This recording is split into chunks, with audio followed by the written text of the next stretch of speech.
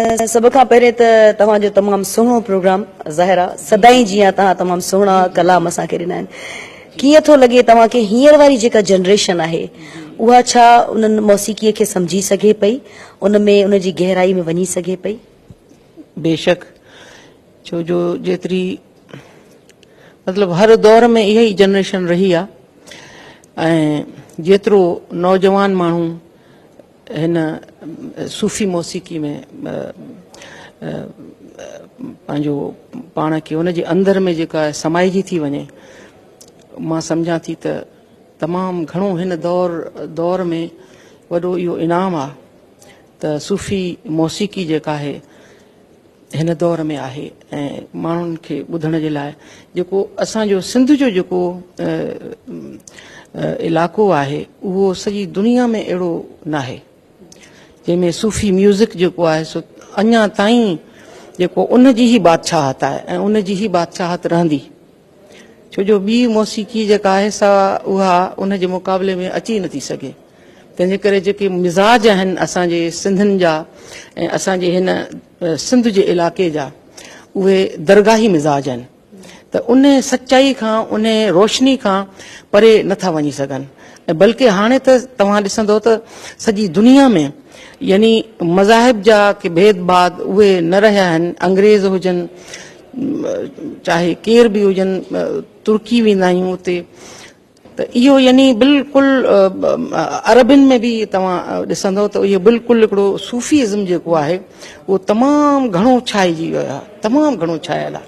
ऐं ॿियो हिते त महिरबानी साईं जन जी जेके सर हमीदा खून साहिब जन आहिनि हिननि ॾाढो कमु कयो आहे। हज़रत शाह अब्दुल लतीफ़ भिटाई रहमतुल्लाह अलैह ते जेको रिसाला पाक जेको गंज शरीफ़ छपायो अथनि त इहे सभु आहे त घड़ी घड़ी मौजूदो, पर इहे मौजज़ाती जेके कम आहिनि जेके माण्हुनि जे लाइ मतिलबु के ॾिठा न वेंदा हुया, जेके हिकिड़ी जाइ ते त उन्हनि खे महफ़ूज़ करे माण्हुनि ताईं रसाइण, इहा तमामु वॾी हिकिड़ी इनाम जी ॻाल्हि आहे हर माण्हू जे लाइ।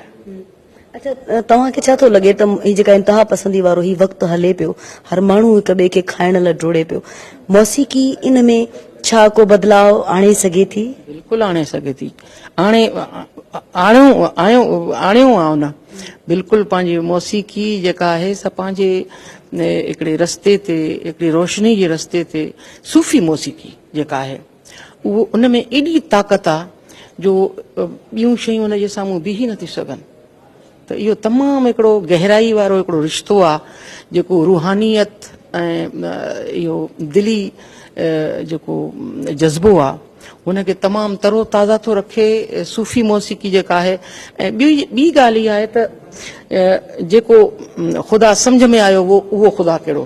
त मां इहो थी चवां त जेकी ॿोली आहे बुज़ुर्गान दीन जी, हज़रत शाह अब्दुल लतीफ़ भिटाई रहमतुल्लाह अलैह जी, हज़रत मौलाना रूम रहमतुल्लाह अलैह जी जीअं फ़ारसी ॿोली आहे त उनखे सम्झण जी ज़रूरत कान्हे, उहा पाण ई रूह जे अंदरि जेको आहे हली थी वञे ऐं उहो जेको हिकिड़ो सिलसिलो आहे रूहानियत जो उनखे क़ाइमु दाइम रखे थी, उनखे दाइमी हिकिड़ो सुकून मिले थो जेको रूह में हली थी वञे, त उनखे सम्झण जी, ॿोलीअ खे सम्झण जी ज़रूरत कान्हे का। त उहो हिकिड़ी कैफ़ियत आहे, ख़ुदा हिकिड़ी कैफ़ियत जो नालो आहे। हा, पाक कैफ़ियत। धरती टीवी ॾिसंदड़नि खे छा चवणु चाहींदो?